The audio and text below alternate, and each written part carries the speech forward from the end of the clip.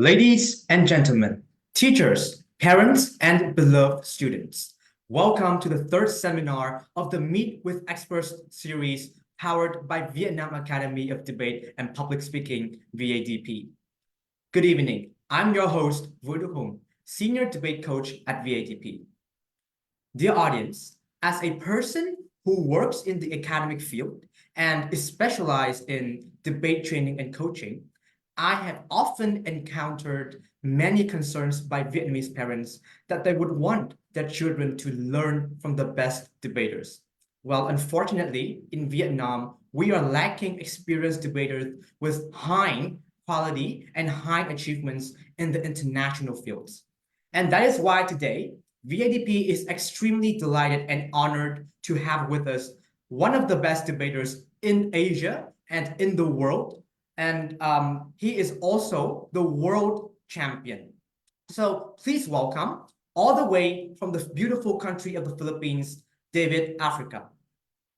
David is most well known for being the current champion title holder of the World Universities Debating Championship, and he's also the 3 times champion at UADC and having won the ABP in 2022. And in Vietnam, David is one of the most famous role models for young debaters, including myself, to try harder and to win titles. And having a few chances to meet with David, I can surely tell you that he is one of the most kindest and the most humble person that you can ever meet. So, David, I'd like to yield the floor to you. And I think that the audience is extremely eager to hear from you as well. So, can you tell us about yourself? When did you start debate, and what brought you to this path? Hi, everyone. Thank you so much for the kind words. So, indeed, I do competitive debate. Well, I used to. I think my days debating in majors should be over, and I'll now be mostly judging. So, I'm David. I took applied mathematics in Ateneo de Manila from 2019 to 2023. Now I'm completing my master's in the same university as part of a 5-year program. So other than research, which I do as like a main thing, I used to do competitive debate, and so I racked up some accolades along the way. So other than the mentioned achievements, um, we also won Australs back in 2021.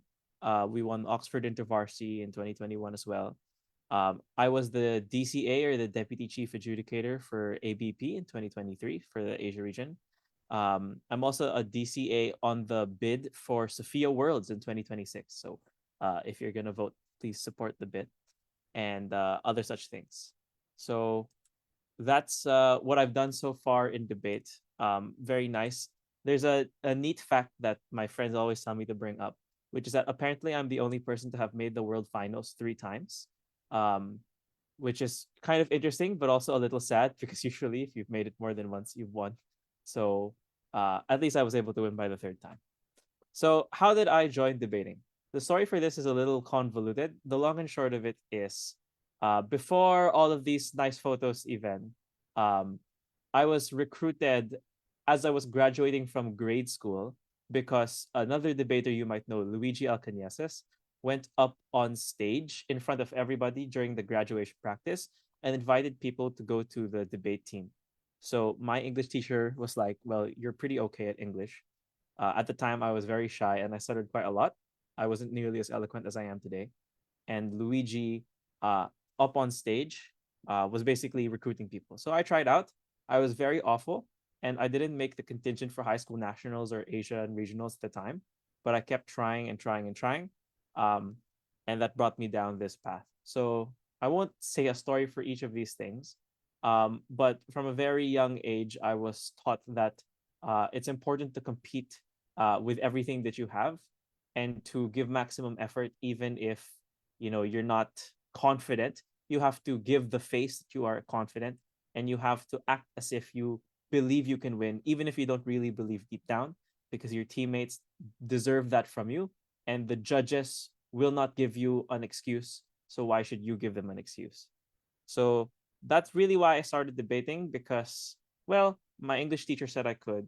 And then over time, I fell in love with the sport as I grew to both enjoy spending time with the people as well as really enjoy intellectually picking people apart, tearing down someone else's case, but most importantly, the satisfaction of giving a first speaker speech and predicting the debate before it even happens, and then watching it play out just as you predicted.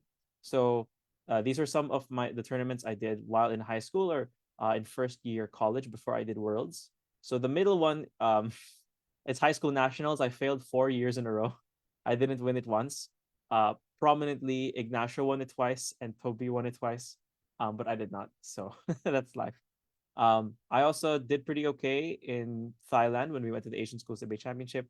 We made the semis, and I was second best speaker of Asia, but we also didn't win. And also, Visayas and the varsity, there's no special story there. It's just neat that we got to go to Visayas and debate in a college tournament, even while high school. So, always from a very young age, I've been taught to compete as hard as I can. And that's really the foundation of where my debate career came from. So as we can see from David's sharing, is that it's very crucial for you to have a good start for a debate from a very young age.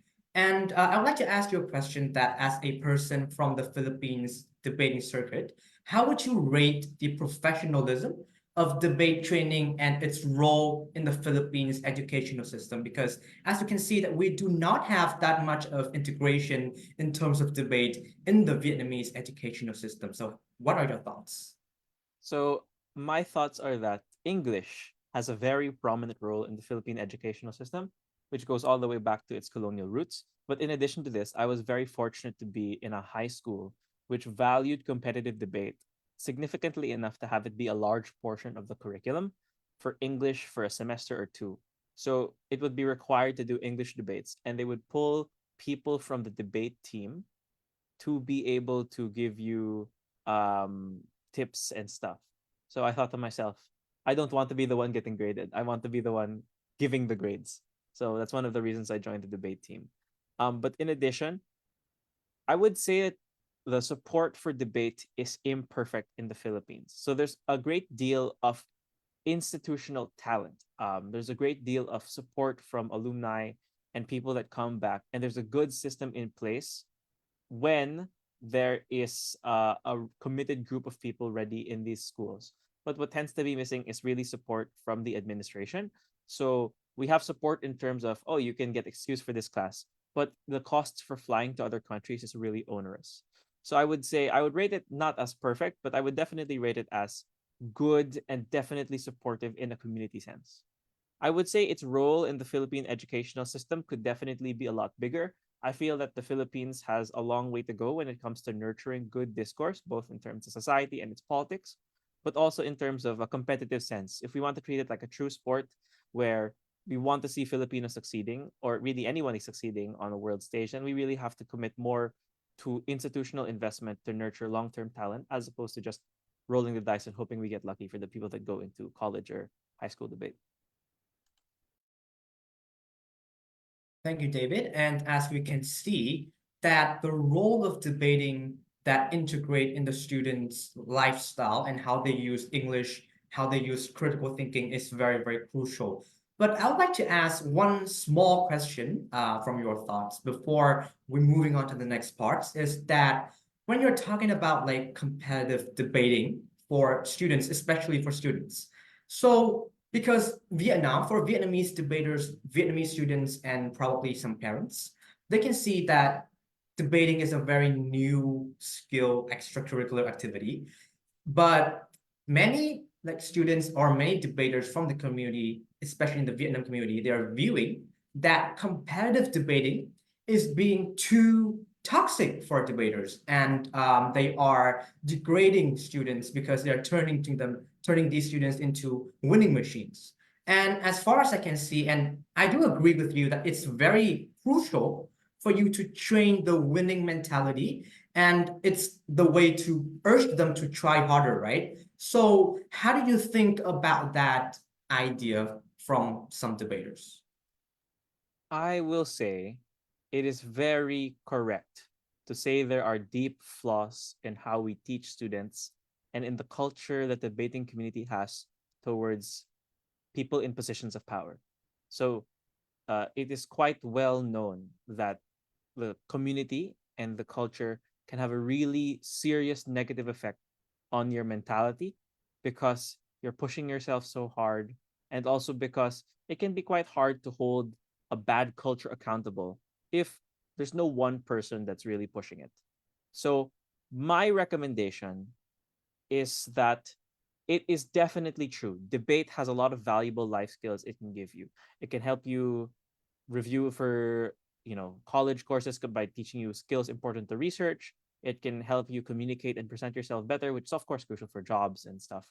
But of course, as a person going into debate, to treat it with the acknowledgement that debate is primarily meant for growth.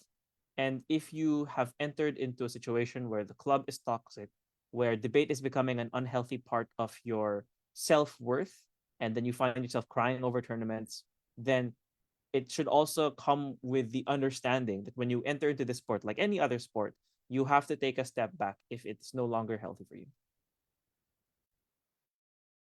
All right, thank you. So we'll be moving on to the next part is more about the main topic is about WUDC and especially on your path to WUDC 2023. So let's go a little bit about yourself as well. So when did you start to reach out to major competitions and major debate like WUDC? And what was the push for you to try at your first WUDC back then? So I think joining Worlds has some sort of arrogance or hubris necessary. When you join the world competition seriously, you have to look at the rest of the world and have the arrogance to think to yourself, I'm better. I can do better than everybody else joining this competition. And it is very easy to think that for a small circuit or for a small tournament where you're very familiar with people there. But for me, what I found thrilling was to go against the best of the best and to have the arrogance to say, I have trained harder than everybody else in the room.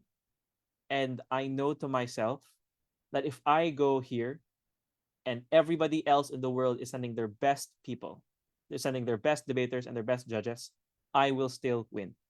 So that to me was always the allure. It's why I like sports manga and anime like Haikyuu or Slam Dunk, because to me, at my heart, competing is about striving to the very top. So even since joining college as a freshman, my goal has been to win worlds. I started to reach out to major debate competitions, as I said, ever since I was young. So even in high school, I was already thinking about major competitions for high school. So I never actually got into the world's team. I tried out 4 or 3 years in a row, and I never really succeeded in the tryouts. But I always did the high school nationals for the Philippines, as well as the Asia-wide tournament, as well as doing college tournaments when I could. Always putting myself against large adults, even as a child, trying to do as good as I can. Because, as I said before, it's important to me, and it was also important to my foundation to strive to compete and to push myself when I felt like I was outgrowing, let's say, the high school competitions where I felt, okay, I'm not stressing myself out enough here. Um, so yeah, this was actually all in preparation for Worlds. I guess we can go to the next slide. Which to me, the reason for why it was very attractive was because it would be the largest, the most exhausting, most diverse, and most difficult tournament of my life. But I also knew that in these situations, it would create the most memories, the most fun. So that was really the push for me as well. Worlds has always been the peak of the mountain, and I think one of the instincts of humanity is they will look at the mountain and they will say, I want to climb that. For me, at least for competitive debate, Worlds was the mountain I wanted to climb. Okay, so can you share a little bit more about your first WUDC experience? So, and how do you compare WUDC to other Asian tournaments? Okay, so some background on that. So after I believe the timing was I did UADC 2020, which we won, thankfully, even though admittedly I got pretty carried in that tournament. So I won UADC by then. So I was already an Asian champion. And then I got to the semis of ABP as well, with Luigi. And then I tabbed pretty well. I got like third best speaker of Asia. So at this point, I was like, okay, I can win Asian tournaments, or I can do pretty well in Asian tournaments. And I am confident that I am in the elite level for Asian debaters. But I was very worried because I knew Asian debating quite well. Uh, Other circuits I was not as familiar with. So what I did actually was I launched into a long run of tournaments abroad. So we went to tournaments in the US, and we went to tournaments in the UK online, of course, because this was during the pandemic. So one of the prominent memories for me was we did a gauntlet of online tournaments with Luigi and Ignacio and Nico sometimes popping in, but and sometimes another team like Kintin's team would pop in. But it would really be we do a tournament in a different time zone every weekend. And then I would go to Durham IV, I get to the finals, I lose to Tin. I would go to Oxford IV, I'd get like I'd lose in the quarterfinals. I go to Cambridge IV, I'd lose in the semifinals, which is actually a very public video on YouTube of me losing in the semi. I think we won one tournament in the US, and that was pretty much it. So I had a pretty good grasp of Asian tournaments, and I enjoyed Asian tournaments quite a lot. But what was a little different about Korea Worlds is that it is every circuit that I tried to compete. And while I tried to prepare for it by doing as many circuits as I could, like the UK, like Europe, like the US, like Australia, it's different when it's all of them all together at the same time. Everything everywhere all at once. So it's hard to do that. And so I found it very stressful because I was always being held to a different standard by a different judge from a different circuit in every round. And of course, it was much more stressful because there are like 2 Asian major tournaments, maybe 3 if you count Australs a year, but there's only one Worlds a year. So I held myself to an unhealthy standard, much more unhealthily. Nonetheless, my first Worlds experience was still incredible, even if it was online, especially since the outpouring of support for the community was quite large. We didn't do perfect. We were not the forerunners for the tournament. We weren't even the forerunners for our contingent. We were Ateneo too. Ateneo won. Miko and Ignacio were the hopes of the Philippines and I guess Asia partially at the time. And we were sort of just like happy to be there in the finals. But then that only made me more happy because I felt so strong having the underdog narrative coming in and just giving the best speech I could possibly give. Um, what is my best memory at Worlds? Well, not the first Worlds. I would say my best memory at Worlds was when we won, and then afterwards, after we won in Madrid, we went to get Jollibee, which is of course a Filipino restaurant. Of course, they have it in Spain because Spain colonized the Philippines. So my best memory was we went there and we sat there and we were just taking it all in. And Toby and I were like shell shocked. Toby, of course, unflappable, but like inside you could tell he was a little shaken, and everybody was just like very very happy, and we were all struck with the awareness that this would become a memory. And so that was my best memory because that was really the opportunity for us to take stock of the journey that we had taken together. All right, thank you, David. So as you can see that in particular, like major tournaments like WUDC, there are many things that besides debating that you can get, right? You can have more friends, you can make more memories.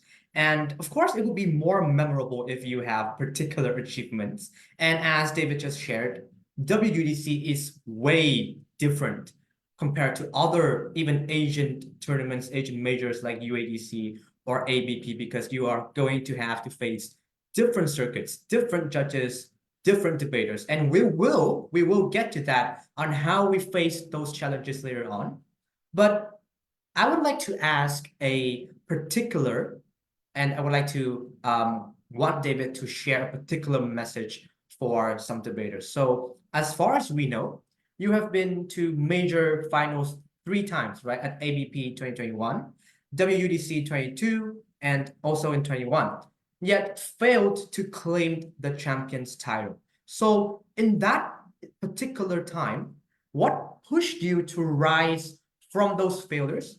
And is there any particular message from you to all the Vietnamese debaters and probably all the other debaters who are watching this video to rise from their struggles of failures?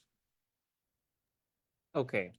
So, yes, I lost a lot of tournaments. I made a whole post about it actually after I decided to quote unquote retire from competitive debate. I wrote a long post, a long essay on Facebook that listed all of my losses. And my real main message is this: every time I have failed, I was greeted with the immediate realization that I was not alone. Um, if you are struggling, if you feel like you are failing, the first thing you have to do is to honestly acknowledge that you did fail. That, barring excuses that you can give, barring exceptional circumstances, you really did, perhaps due to luck, due to a lack of preparation, or to just not being good enough, you failed. And that is okay. You are not alone, especially in your darkest moments, because people are striving and struggling together with you. You are not alone because you should have friends with you in this sport. And thankfully, Worlds is one of those tournaments where it's very easy to make friends, very easy to meet new people because everybody is just as nervous as you. So if you're struggling because you feel like you're going to fail, or if you're struggling because you feel like you did fail, you are not alone.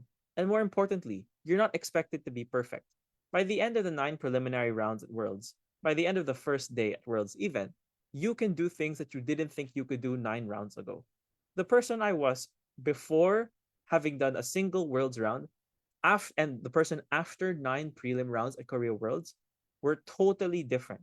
Because in those 9 rounds, you will undergo a transformation of yourself. You will undergo a transformation from those failures, and it is up to you to decide the shape of that transformation of you as a person. So you are not alone, and more importantly, while it is out of your control most of the time, if you will get the goal that you wanted, or if you get the goal that you feel is deserved for you, what you can't control is the kind of person that emerges out of it. So that is my message for debaters, especially those that are struggling for failures or uncertainty or anxiety with Worlds, because it's very natural, right? You can fail, and sometimes you will have to fail. But the only solace you can take in this life is that you're not alone and that you will be a different person. So all you can do is choose to be the type of person that rises again and that rises better from it. Thank you, David. And as a person, a debater who failed a lot, even though it's your main sharing session, but I would personally like to share a little bit that, yeah, I do fail a lot. And for those like debaters in Vietnam, they usually call me the king of runner-ups because I have lost total like 6 debate finals consecutively. So I've lost the national tournament twice. I've lost the ABP. I've lost so many debate tournaments in person and online. Yet I'm still here, and I will debate in WUDC Vietnam.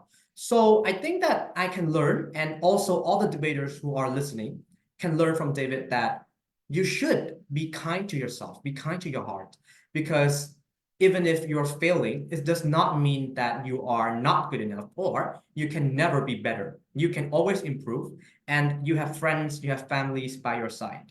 And it's very crucial for you to actually reframe those failures into a particular push that forced you to become a better person. Because, debating is a sport, just like David said, right?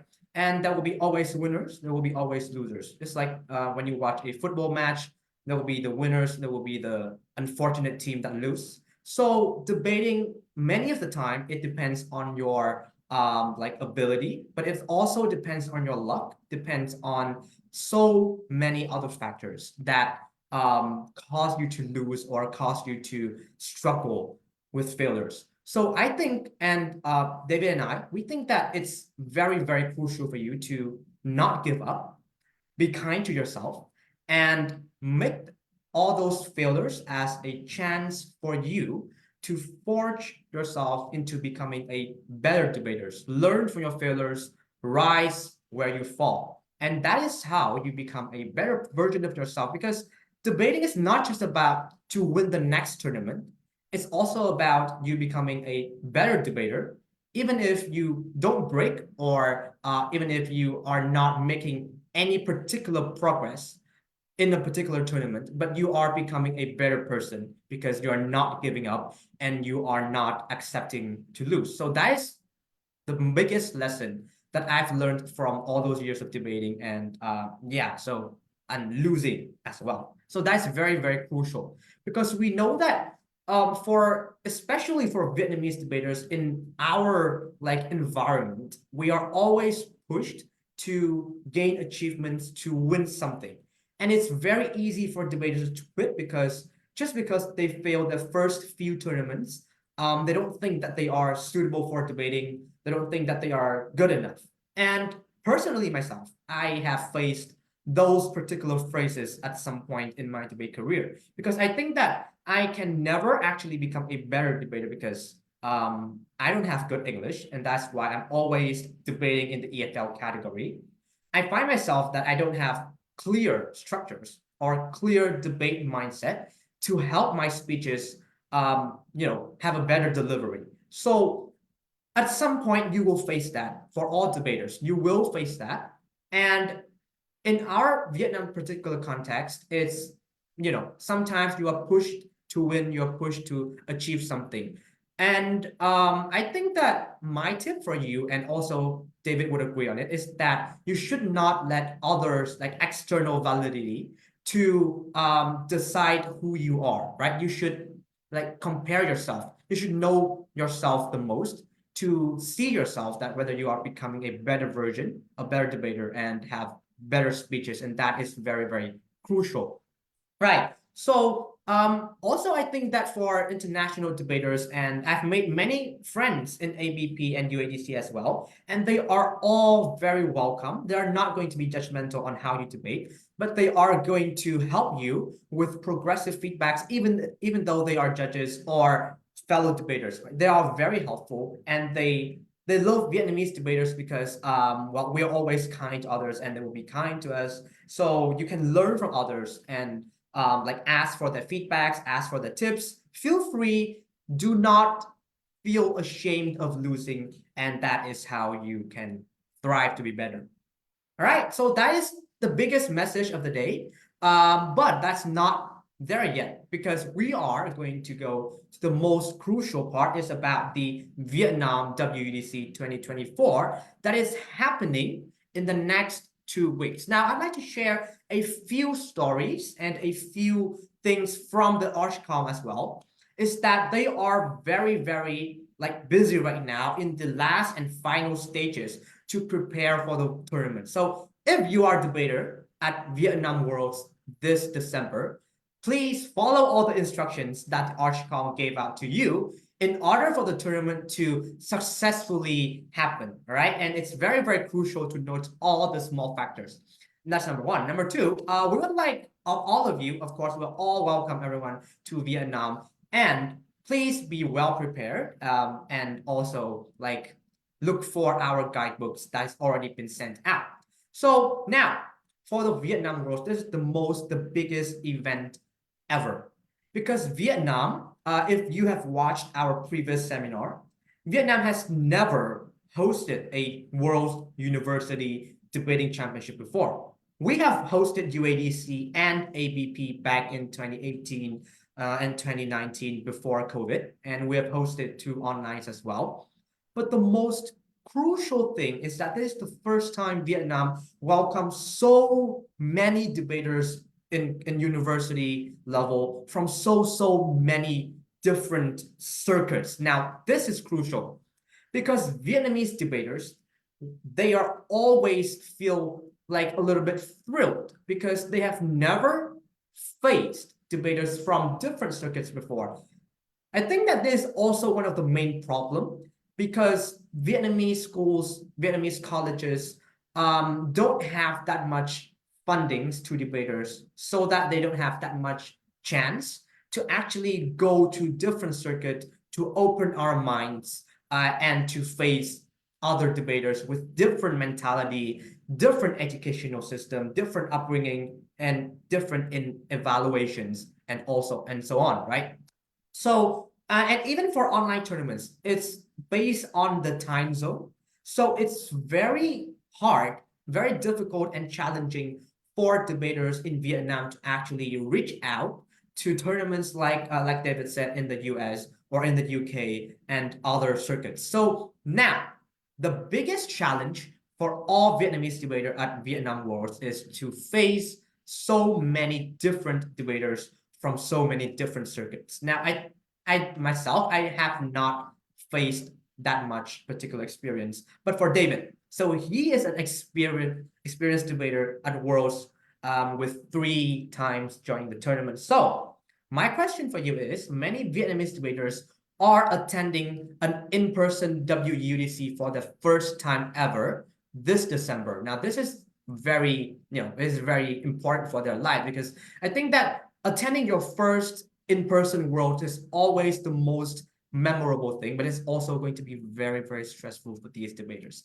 And facing judges and debaters, teams from different circuits with different judging mentality and different evaluation, different ways of extensions, and different ways of like flowing the debate, it's going to be very like challenging to these debaters. It's hard for them to actually catch the idea, and it's difficult for them to think of a response, because there are many ideas that they have never heard before, and there are many different like principal arguments that they have never actually encountered in their debate career, right? So do you have any tips for them to overcome these challenges of facing debaters and judges from different circuits?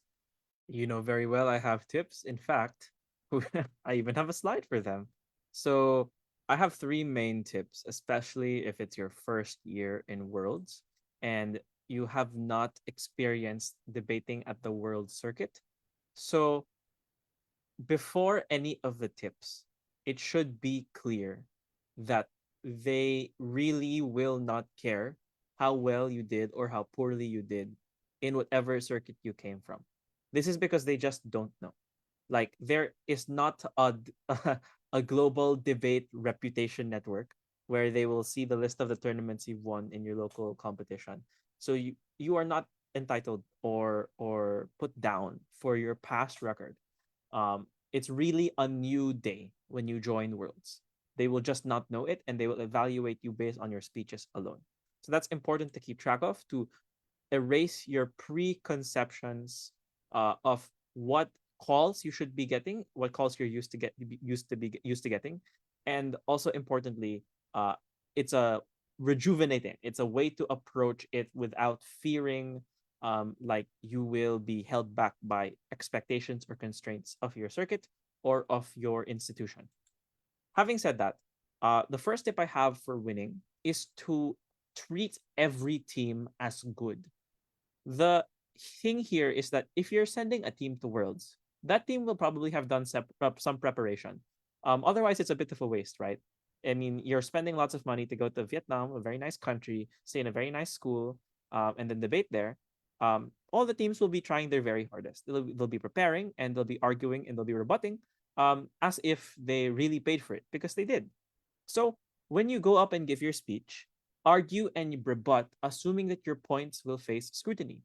Debating against a person thinking that they're bad or thinking that you'll beat them is very different from debating earnestly against a team that you know will be good, or even a team that you know knows what you're saying. This is very different, and it leads to very different types of arguments. Instead of thinking of something in a dismissive way of saying, it's enough for me to rebut this with one line and expect the judge to believe it, don't go that far, because then the judge might not have the same standard, or the judge might not have the same expectation of that speech. All teams are supposed to be good. So don't just rebut assuming that the teams are good, but also argue assuming that the teams are good. So argue as if you are already thinking about their response. And then, since they're a good team, they will think, if they will respond to my response, what would they say? So your opponents are thinking about debate in the same way that you are, sometimes even more in depth. They are thinking about what you will say to what they will say to what you will say. So try and think about it in the long run. What is the last response I can say? What is the least destroyable point I can give? that tends to be the most safe, but also the most arguable point you can make. So if all teams are supposed to be good, argue and rebut, assuming that other teams will be just as good, if not better. The second piece of advice I have is to strive to be as clear and succinct in your ideas and delivery. So I definitely get the struggle with English. English is such a weird language. It is honestly such a bad language. It's got so many weird parts about it, and I have so many complaints. But we just have to speak in English because it is the world language, and everybody has to know it for business and for academics and for debating, of course. So you should strive to improve your mastery over English. This is definitely something you can do, even if you know English. That doesn't mean that you cannot improve your mastery or command over English. In fact, having a strong faculty of English will improve your economy of language and will allow you to give speeches in a much more efficient way, being able to give what used to take 5 minutes of speech for an argument, now 3 minutes, because you can condense your ideas. So you should strive to be clear and succinct. This is obvious. You should obviously want to be clear. But what's important to understand is that you can focus on this specifically. You can do drills to focus on enunciating vowels, consonants, syllables that you have problems with doing. What I used to do actually is I would put a pen in my mouth sideways, and then I would try and give speeches to be understood even with the pen in my mouth. And that made it so that when I took the pen out, my enunciation was substantially clearer. Or, for example, when you have to think on the spot, when you don't have a speech in front of you, how do you think about it in such a way that you're not giving yourself filler words? How do you think about it such that you're not pausing too long? So try and practice these specific parts. Everybody has some problem with language. Even if you've been speaking English your whole life or you've only been speaking it for a year, everybody has something they can work on to improve their faculty and command over the language. So you can try and strive to improve that like you would any other thing in debate. Finally, of course, is that Worlds is a rare resource. So you should learn from your opponents and judges as much as you can. Like I said, after 9 rounds of preliminary debating, from 9 preliminary rounds of debating, you will be a different debater. You will be a different judge. But in addition, even before the tournament, don't let yourself be surprised that someone else will be saying a different buzzword you've never heard before. You have no excuse. Now is the most digitized, most globalized world debating has ever been. In like ever, right? You can watch YouTube videos from different countries. I used to watch videos of Singaporean debating on random YouTube channels online because at the time when I was young, they were the best in Asia. And you have no excuse because the opportunity is now available to you to learn and listen to debating from other countries. Like even if it's from a different country, sometimes the best speech ever could be found in a random YouTube channel, could be found in a random link somewhere. Just don't click on any sketchy links, guys. But definitely watch US tournaments, watch UK tournaments, watch African tournaments, watch South American tournaments, Indian tournaments, and many, many more. All of these circuits contain stellar speakers, or at least speakers you can learn something from. And so it behooves you to learn as much as you can. Bobby Fischer would read up newspapers and read up chess books from women's chess, even though at the time they weren't respected by the chess community, because in the end, it's the same chess and similar, it's the same debate. Learn from everybody, learn from every circuit as much as you can, so that when the time comes, you're not surprised. So I think David made quite clear points. So particularly for Vietnamese debaters, and I myself, I'm facing the same problem, is how do we actually maximize our delivery in terms in debates, because we are having problems with word economy, right? So how do we use our English in the best way to deliver our ideas? And how can we understand how other debaters they structure the speeches in with their own particular way of English, right? Because there can be different way of spoken English in one particular debate in WUDC, and it's very, very crucial for Vietnamese debaters to acknowledge that and to overcome these challenges. Because as we can see that most Vietnamese debaters, they are struggled in the EFL category. I would say that, of course, it's based on our, again, educational system, that we don't have that much engagement with English. We don't use English in our daily life and social circle. It's fine. But it's again, just like David said, right? We don't have those excuses. We can have chances to reach out for more resources online. And there are many particular ways for you to look for it. You can read on articles and you can watch, especially on YouTube, because there are so many debate recordings on YouTube right now that you can search and find and listen and learn the way they speak from different circuits. You can learn from very experienced debaters who are not having English as their mother tongue, but also you can listen to debaters who uses English since birth, and the way they express, the way they deliver the speeches are completely different, but there are many lessons that you can learn from that. You are not like forced to replicate them. You should form your own style and your way of using English and your way to deliver your speech. But as long as it's comprehensible and is critical and can be used in your debate speeches, it's fine. But it's very, very important for you to learn the way that other debaters from different backgrounds of language use their English to deliver their debate speeches, and that's very crucial.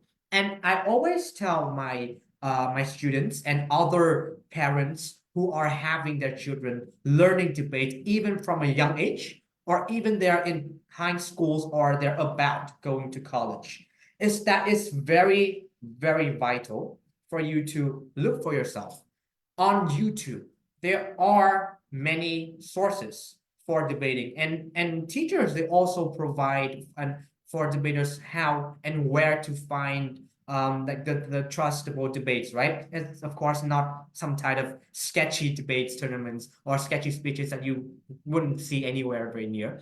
But the problem is that debaters themselves, especially in Vietnam, they need to try better and stop the procrastination of not, of saying that because we're not using fluent English because we're an EFL country. That's not an excuse, right? We need to learn more. We need to acknowledge that we have to break the barrier.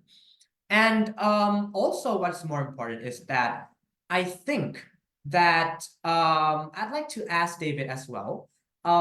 So you know that in football, right, there are particular advantages for a team, and there's one we call that the home team advantage. Is that we are playing on our own field and invite visitors to play. So in Vietnam, it's particularly the same, right? We debaters in Vietnam and from local teams are debating on our home field as Vietnamese debaters. So, is there any message or any way that Vietnamese debaters can maximize this benefit?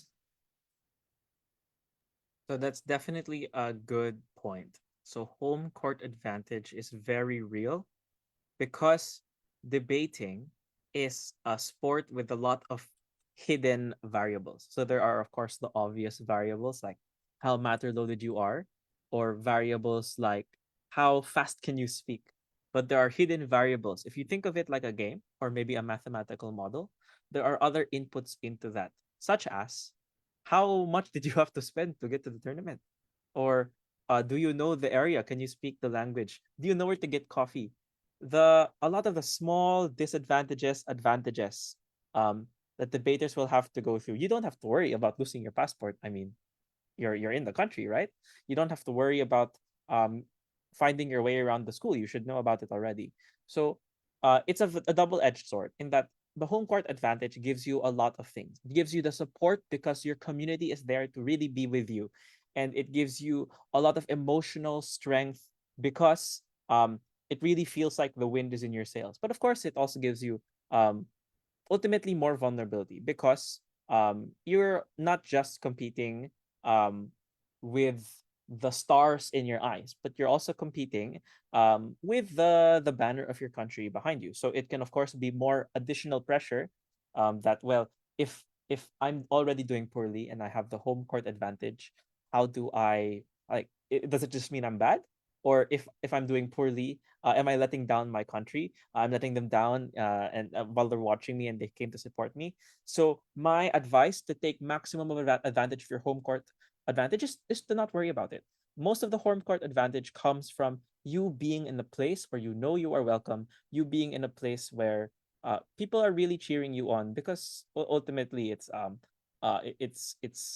time, it's the window of opportunity. So my advice is to not worry about it. Don't let yourself be overly pressured or become overly complacent by the expectations of having a debate tournament as large as worlds in your country. Instead, focus on how can I give the best possible speech so that by the end of it, I can look back at the people that went to support me and I can be proud of the speech I gave.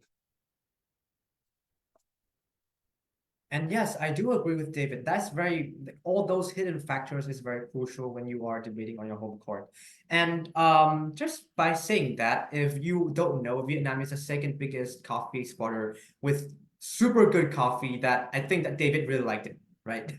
So for Vietnamese debaters, you can actually find yourself more welcome and you don't really have to think that much. But now, it leads to a problem. And again, I'd like to ask David, because you are a very experienced world debater, is that it will become a challenge for debaters who are not from Vietnam. Because, well, I'm expecting that there are many international debaters watching this live right now. And it's like, in fact, there is actually a question from the crowd right now, is that for the first, maybe your first in-person tournament, going overseas to a very far Southeast Asian country that is assuming to be rice field, but instead not. Okay, just kidding. And particularly Vietnam is not a English friendly country because most Vietnamese, well, they speak Vietnamese, of course. So is there a particular tip for debaters coming to Vietnam to not feel so stressed and so overwhelmed at a new country, but in a very long overseas tournament? Oh yeah, for sure. You really feel when you're coming to a different country, you really feel so alien because you're going there, you don't understand anyone. You have to rely on other people to get around, and you're unfamiliar. So definitely, I felt this very strongly when we went to Madrid, because Madrid, it's so far. We had a 16-hour layover in Abu Dhabi. So expensive to get there, and like there's like racism vibes in the air. You feel like the whole city smells like cigarettes. It feels just like a little racist, and the food is overpriced, even though it's pretty good. So of course it's hard. It's hard. I will not make any aspersions on the difficulties that people have to go through when they go to Vietnam Worlds, and what they will go through when they go to other international tournaments. My piece of advice since the very beginning, since my very first international tournament, which was actually Korea Intervarsity Debate Association Open 2017, which was that you are going to a community where, despite the geographical distance, despite all the differences in culture, you still spend the same weekends shouting at your laptop. You are bonded by something deeper than, in fact, culture, than deeper than, I would say, what you look like or how you sound, but what you choose to devote at least this hour, this week, this month of your time to, you are bonded by that. So when we went to Kida, Korea, for the first time, we were welcomed by the Korean debate committee, which was very warm and friendly, and they made us feel welcome even if we couldn't drink in the break night. And we were made very welcome in Madrid. I mean, like, the Asian community was very warm and supportive and very welcome. The African debate community was very kind. And you can really, like, there's just so much to learn from other people. And I think one of the key realizations I had was that you can really just go up. I mean, if people, if you can really just go up and talk to people, because they're there doing the same thing as you. You have at least one thing in common, and so you can talk about that. And that made me feel a little less alone. Of course, don't walk up to someone if they're like having a breakdown, or like they're clearly busy with something. But I mean they're going there for the holidays, right? So what else are they going to be busy with? Um, that was what made me feel a lot less alone in Madrid. Spending time with the Asian community, spending time with other debate communities, and just even like I'm sitting down in the auditorium. Oh, this guy in front of me is playing GeoGuessr, so I'll talk to him about it, and that's how I made a new friend, even though I didn't know him. And that's just how it is. So yeah, so from my perspective, I think that it would be a huge challenge for foreign debaters coming to Vietnam because there are many locals who don't speak particular languages. But did you know that Ho Chi Minh City is the it's the city in Vietnam with most English speaker. So probably if you're going on the street and find a local ask for the roads or any particular stuff, they might answer you in English. So, well, to cast your luck. But of course, we have very supportive ArchCom members and volunteers that are willing to help you anytime with any particular struggles that you might have during your stay, during your visit to Vietnam. And I'd like to add on more is that in Vietnam, there is no particular thing such as racism. So we are welcome to all foreigners. And that is fact. That is a matter of fact. Because we don't have that sense of racism within the Vietnamese people because we are likely going to be more like entertained and more welcomed to foreigners because we are very curious. We want to see, we want to hear from you. The only thing is that there are many locals who don't speak English, they don't understand you, but they are welcome. They would love to see you eating their food, buying their stuff, and so on and so on. So I think that you can prepare many types of dictionaries and translations coming to Vietnam. It will become in handy anytime. But also for that feeling that David told you is that you don't really have to feel alienated or alone in a trip that is far away from your home because there would always be supportive methods in a debating tournament and you yourself can prepare with many like with your mentality is that how can I get help, how can I not feel alone, and how can I not feel left out in a in-person major tournament with very, very many debaters. So I think that is crucial, right, for debaters to acknowledge that before coming to Vietnam. And now, so also one thing that David have told us, and I myself learned from my past WUDC experience, even though it's just an online tournament, but it is exhausting. I can guarantee, and I think David has more of that experience than probably anyone watching right now. So WEC in rounds is a nightmare, to be frank, with long and exhausting 9 debate in rounds. Now, number 9 is very, very big because I don't think that any debate tournaments in Vietnam have that number. Probably we should have like probably to 6 round maximum. So how can debaters maintain their physical condition as well as their mentality and sanity for the tournament? Because, even though like debaters, they can fuel themselves with energy drink, or again, I recommend Vietnamese coffee. It's a huge energy boost. I think that David can share on your experience how you feel about Vietnamese coffee. But even in that particular case, right? You are filled with stress and anxiety, with sleep, like lacking of sleep and lacking of rest that can actually cause you that you cannot think straight. You cannot think of ideas. You cannot keep yourself concentrate in a debate throughout all 9 rounds, even though they're scattered in different days. But it's about their exhausted mentality because they are feeling that it's too long, and just look at all the way that they have to go.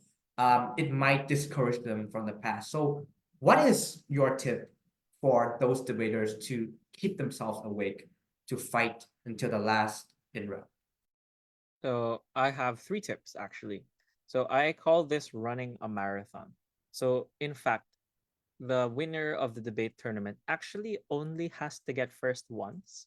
Um, you can get second all the way from round 1 to round 9, get second from octofinals to semifinals, and you only have to get first once, and get the first in the finals to win the tournament. This is not, of course, I don't encourage. Actually, I encourage you to win your debate rounds. But it is a useful, not tip, but a useful thing to keep in mind, that debate tournaments are not sprints, they are marathons, and especially worlds, where it is less about giving the best speech of your life one round, but rather giving consistent, good, fundamentally solid speeches every round of the tournament. So, how do I advise you to do that? First is to prepare a goal. And you should be ready to honestly fail. As I say before, you should be ready to set a goal, and if you fail, to honestly admit, I failed. There was a point where I was not good enough, or that I was just unlucky, or I didn't train. And you should have no excuses, but you should prepare a goal.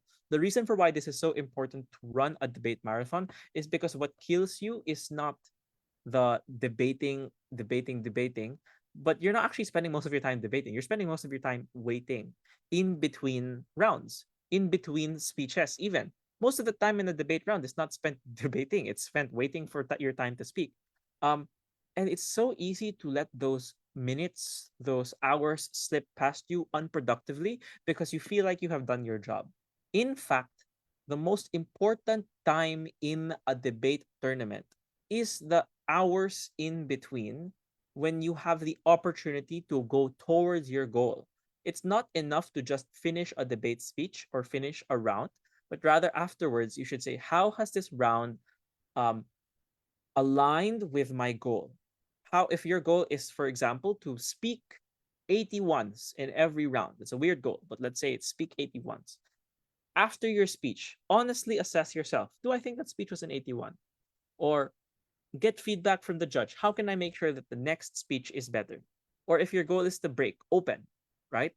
Then you should be asking yourself the question, are what I am doing advancing me to the goal? If I'm like spending time on my phone, not listening to the OA, is that advancing yourself towards your goal? Keep track of these things, because ultimately the result will be dictated by how you respond to the goal you set up for yourself. It's also helpful for motivation by reminding yourself what this is all really for. My second piece of advice is to focus on losing because of the other opponent being better, not was better, my bad, instead of losing because I made a mistake. So, what do I mean? You can lose because it's your fault. Like, you can lose because in like football, right? You lose because you didn't block the ball in time, and you were a lazy defender, and then, or you're a bad goalie, you missed, you made the wrong guess, they shoot it in. There are times when you made a diligent effort, you did fundamentally solid things, but you were outplayed, you were nutmegged or something, and they were just better than you. Those losses are better. They're not fine. They're not like, okay, because, you should try and win. But they are better than losing because of a mistake, because you can prevent the mistake. You cannot prevent your opponent from being good. All you can do is be better in response. But you can fix mistakes. So try and, at every level, interrogate yourself, your matter, your argumentation, your delivery. If you lost because you didn't know of a certain argument, next time, when you have that motion again or that round again, you don't have an excuse because you knew what arguments you should have had. When you make a fake, or you make a wrong claim, and that claim, the judge doesn't believe it, ask yourself again, have I been diligent and responsible in my argumentation? Finally, of course, is to give yourself no other problems. If you feel your mental exploding, take a shower, go for a run. You have no excuse, because you are aware of your mental state. No one else is going to fix your mental state for you. So if you're running a debate marathon, don't run without shoes on. Give yourself the space and the room to breathe, as well as the physical conditions to allow that to happen. So if you are hungry and that's not letting you think straight, eat food. Like, there's no excuse. So give yourself no other problems. Running a debate marathon is really exhausting, especially in day 3 of Worlds, where it's silent. So you don't know the calls. And it's so hard to know what to do. and to keep pushing forward, because you don't have regular affirmation. You don't have check-ins with the judge knowing that you failed, that you succeeded. And the picture here is the dismal day 3 results at Madrid Worlds. Actually, in Madrid Worlds, Toby and I got first every round from round 1 to round 6. And then in day 3, we felt like the rounds were going against us and we weren't really doing super well. But we didn't know if we were getting first or fourth.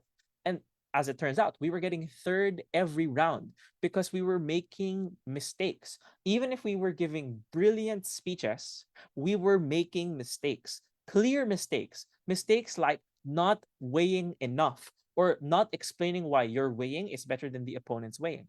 Even if the speeches themselves were excellent, the speeches themselves were very great, losing because you made a mistake is much worse than losing because of the other opponents being better.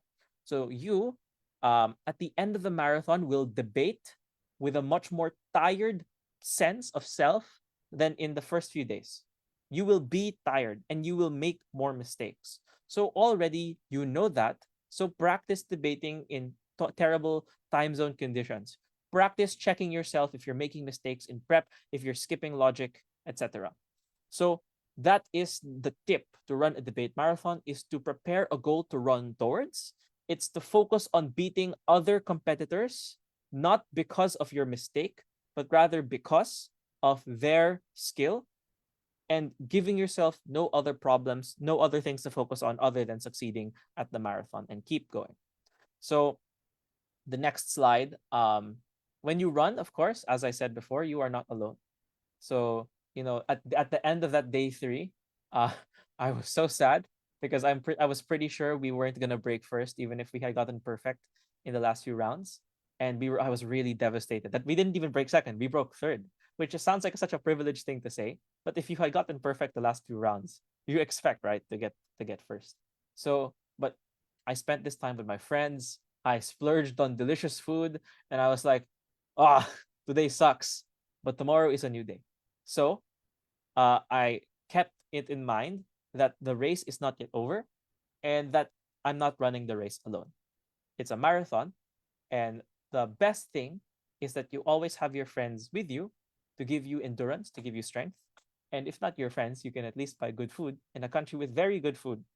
So you should enjoy that. And always make sure to enjoy yourself, to take stock of where you are so that you know what really gives you spirit and what gives you life in the sport.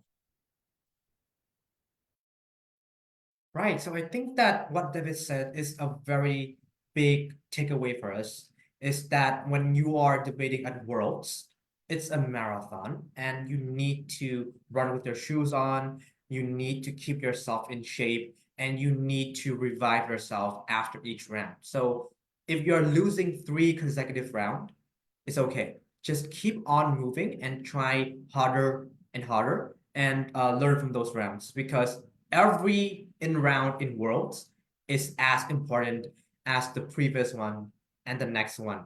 And it's crucial for you to keep that mental state of not giving up and try for the next round. And that is very crucial, because I know myself, right? I faced that. I felt let down because I lost all rounds in day 2 with thirds and fourth. And I don't think that's a very good experience, but we still have to go on and the debate's still happening. Of course, do not quit, do not drop the tournament. It's going to be terrible if you do so, but again, try harder. And again, you're not alone. Try to have friends, try to have foods, try to relax yourself. Now, I think that for what David has said and his tips for learning, for debating at WUDC, it's very crucial that we can conclude that, number one, you need good preparations. Now, I'm just not talking about like preparations days before the tournaments or months before the tournament, right? You have to prepare way before that. So how it shapes how you are learning debate, because if you are thinking, if you're aiming that I would go to WUDC one day, just like David said, he was studying in a very competitive environment of debating that forced him to become a better debater since high school. It's crucial for you to set that target, and if there are parents watching this video, you're watching this seminar, and you are expecting that your children one day, even if they're in high school, in middle school, or whatsoever, you want them to join WUDC and achieve something. Well, it's crucial for you to have great preparation. It's not just about languages, right? It's not just about you have good English skills from the very beginning, but it's also that you need that mentality of trying. I'm not just talking about winning yet. Trying, improve yourself, doing better by learning debates, by improving their skills. And we think that there are many ways for you to reach out to these resources to get yourself, get your kids in better shapes of debating. And that's very, very crucial. But number two is that more relatable to Vietnam WUDC, because we know that there are many local teams in Vietnam are joining the tournaments this December. And we also acknowledge that there's never been a local Vietnamese college university to break a WUDC. Do not push that pressure on yourself and try to do the best of yourself at WUDC. And we think that is going to be better off for you to learn from the experience and not just about we have to win or whatsoever. It's good for you to win though. So yeah, I think that that concludes our seminar today. And it's again, thank you, David, for joining us today and showing us the importance of learning debate from a very, very early stage, of having good mentality, of having good characteristics and good skills. And for you to prepare for WUDC or major tournaments like WUDC, for example, in Vietnam, we have VBC coming next January, and we are probably seeing some familiar faces soon. So it's crucial for you to take the lessons or the messages that David have told you, because I think that in different stages of debaters in your particular career, you can use these message to apply in different, tournaments, right? Not just about if you are a high school debater, not just talk about WUDC. Maybe VBC is something you should aim for, and these messages are completely applicable for those contexts. And we think that, and we think that the debaters and viewers can learn something from today. And we really, really hope that it could be a helpful experience for you coming with us today. So again, thank you, David, for joining us. And thank you all the audience for staying with us until now. Thank you and goodbye. See you at the next seminars. Bye, everyone. See you at Worlds.